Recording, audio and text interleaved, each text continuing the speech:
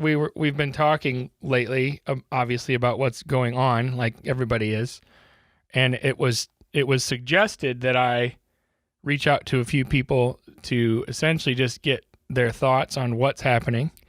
And I think what we're trying to do is give people some encouragement, maybe some inspiration, maybe some tips from people that have kind of been there and done that in particular, right?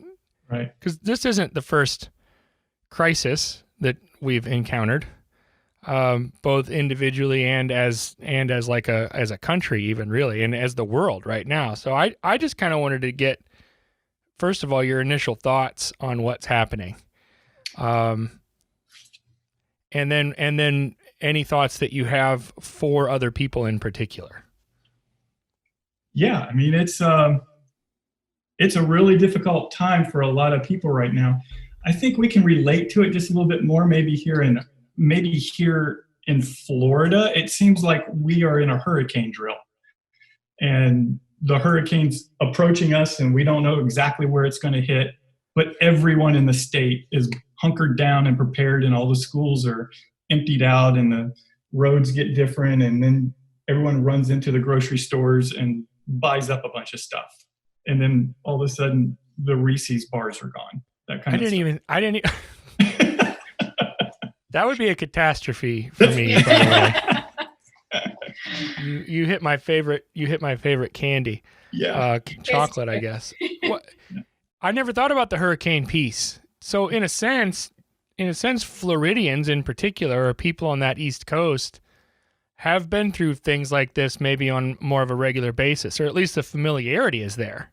Yeah, I think the reaction of the folks that are around, and then you also have the folks that defy the orders, they get off the barrier islands. And we were driving around yesterday, and we passed by this bar, and it's a part of spring break too, because we live right here on the coast by the Space Center, and they evacuated basically Disney and all of the theme parks, so they just all came over to our coast, and they are not evacuating the barrier islands. I mean, it is party central out there right now. Yeah, and really, the social distancing is not happening. No. Now maybe today it'll be a little differently now that we're only supposed to be down to 10 people per grouping. But it is a familiar feeling, at least from our perspective, I think, of what we experience quite often here in Florida. Just to prepare, be smart, right, and weather it out and move on. And I guess the difference that I see, though, right off the top of my head, is that if someone doesn't prepare for a hurricane, and a hurricane comes in and they suffer their consequences because they didn't prepare. Oh, absolutely. That's one thing. And right. Everybody says that we have tornadoes around here, and it's not the same as a hurricane, but because it happens a lot quicker, so you don't have a long time to prepare. But if there's a tornado warning and you have a basement and you don't go down there, or you stay out or whatever, you make a poor decision, you have those consequences. With this, I feel like if you make poor decisions, you could be affecting everybody else. Oh, absolutely. No, preparation is absolutely the key in a hurricane, or any of since we're using a hurricane as the analogy here, certainly preparation is incredibly important. And you can see that what he's saying is that it's not just you're hurting. You could be hurting many other people. Oh, absolutely. Yeah, that's the difference. Like all those people that are they're hitting the bars and hitting the beach or whatever. That's right. Like some of those people could have this, and all they're doing is then spreading it around. Yeah, that's terrible. We had a client that walked in today, and I kept my distance, and she reached her hand out, and I said, I can't. I'm a rule follower. I can't do it. And so I kept my distance, and she said, well, I don't have it. And I said, well, I have too many people that it would affect if we got it. So I believe you don't have it. Sure. That I believe that she might be a carrier, but you have no idea. I mean, that's one of the issues with this, right? Is that you don't know if you have it. You can't say I don't have it. Right. Exactly. Right. So we're just trying to be very smart. Very smart. Somebody said to me the other day that if we take these precautions, right, if we overreact, right, in a month or two from now, we look back and laugh at the fact that we overreacted, that'll be fine. That'll be That'd great. be great. If we underreact, everything could be a mess in a month or two, and no one's going to be laughing. No. We highly agree with you. What part? So a lot of people are freaking out right now, obviously, because they have events or they have weddings, and so many things are being canceled or at least postponed. And at the very least, people are going to have a sizable gap in cash flow and revenue. So this is just like from a business standpoint. What do you guys do about that yourselves personally? Well, first, I think that it's important, just like in a hurricane, that fear doesn't take over and make your decisions for you. And I think there's a lot of fear involved in situations like this, especially this one, because it's so spread. You can't get away from it. So the fear factor, I think, is something that everyone has to deal with in their own personal way. But I think that is what can freeze you, right? It can keep you from really thinking clearly and really making great steps where for us, this is a time for us to, for one, not to be tone deaf, not to be tone deaf to try to take advantage over this situation. Right. I mean, there's a lot of folks, and I'll use hurricane as an analogy because we see that quite often, where a disaster comes around, something happens that's just terrible, and then there's those businesses that are tone deaf. What do you mean by tone deaf? And tone deaf, they start taking advantage of the situation and trying to make money off of the event that just occurred that is terrible. I think that does more damage than anything.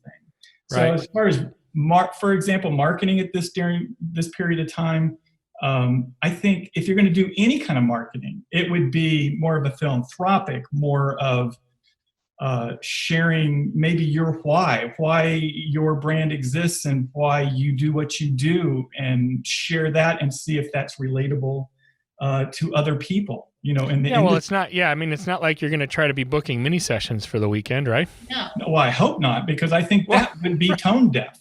Right? Right. I mean, that would be tone deaf.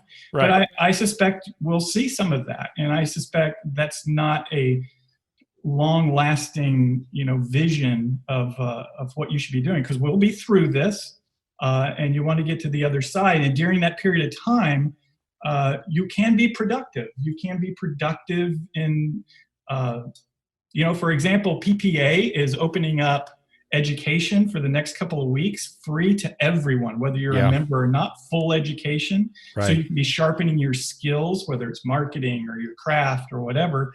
You can work on your marketing plan for the year. Yep. Things like that. There's going to be webinars that they'll offer. Is the easiest way to hit that? Is it ppa.com? Yes, ppa.com. And you'll start seeing webinars come out. I'll be on a panel shortly within the next few days with a group of people talking about how to deal with this period of time. But so there's those kind of things. You can, if you have a mastermind group, that's a time to really dig in and start talking and bouncing ideas back and forth to each other, so that they can help you measure that tone deaf type of situation, and they can lean on each other and help you through these really difficult times that we're in. It's interesting, Lesa, that you mentioned marketing plan. We were talking earlier.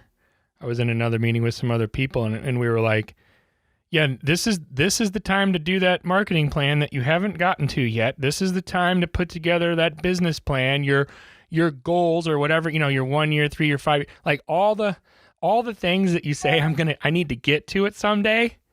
Right. Like someday is here. Yeah. This is someday. Yeah, that's just like, I'm going to save my money for someday, for that rainy day, and that may be what you're going to do now. So here it is. Use the money you saved and use the time you have to work on your marketing plan or the some days, and this is what it's for.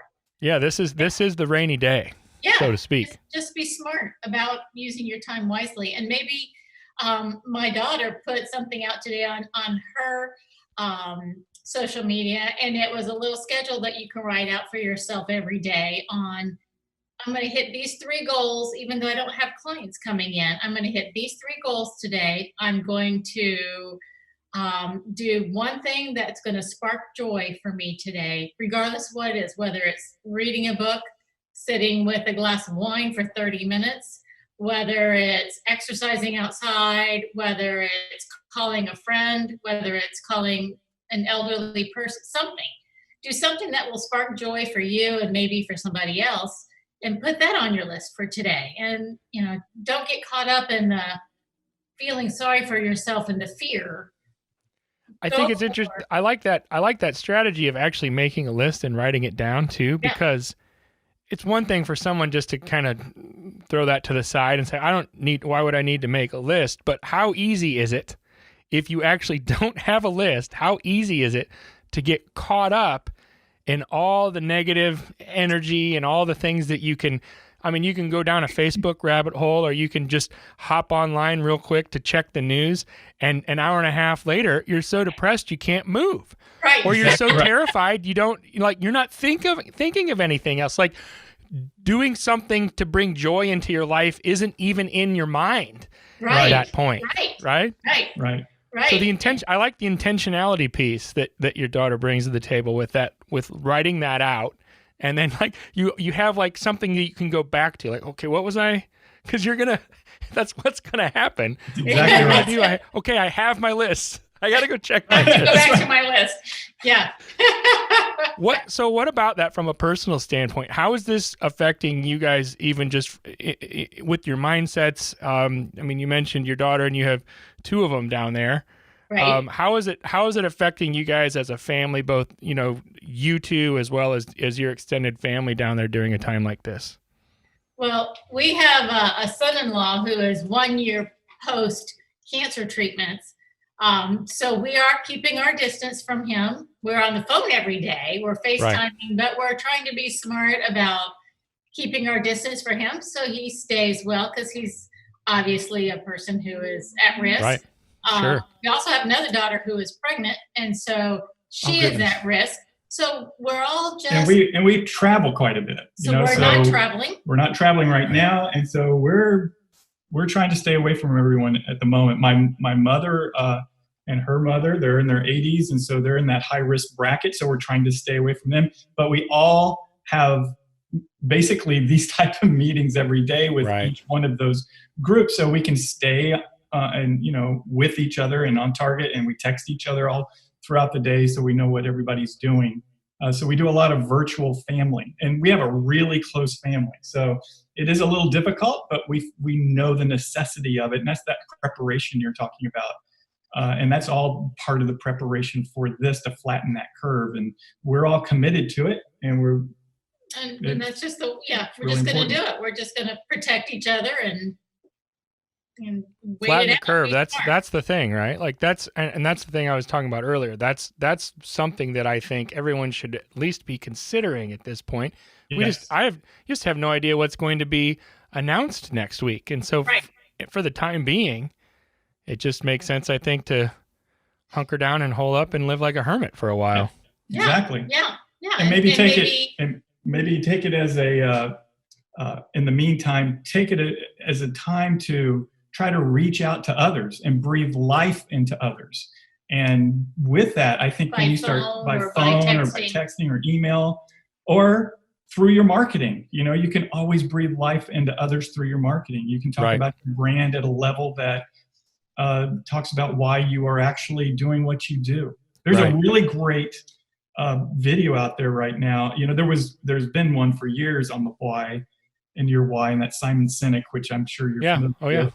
Yeah. But there's also an incredible video out there right now by Michael Jr. If you were to just Google Michael Jr. Why and type in why, you would get this video, and he boils down really quickly, very quickly, within a 3-minute period of time. I guarantee you'll be changed at the end of that video, and you will realize really much more what your why could be and what it's about and what difference it makes. It's fantastic. And once once you get into that level of your brand and understand it in your person, because really, for us being a sole proprietor, kind of like we are with these businesses, it is as much us, the business is as much us as anything else, right? So Yeah. the brand really is who we are. Yeah. So, for us our brand all revolves around breathing life into others, like it was given to me when I was a 12-year-old. And so, that kind of story it's really meaningful and resonates with our clients and other people, not just our clients, but other people. So you can share that love and you can pass that forward. You can pay it forward, that gift. And now's a great time to focus on that. So It really is. Yeah. It really so is. Maybe you take the time and write a letter to somebody who did something for you as a kid that you've never actually thanked, or what have you. Now's the time to do that and breathe life and spark joy in somebody else. I like that. I think that's one thing that I've thought about recently is that one thing that this is doing pretty much across the board is it's giving us the resource that we always complain about not having enough of. Yes. Right. So now we have this time.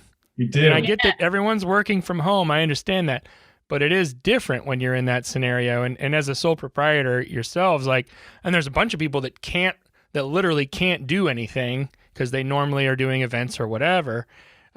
We have this time now. And so I think it behooves us to use it wisely. And I like focusing on bringing joy into people's lives and breathing life into other people.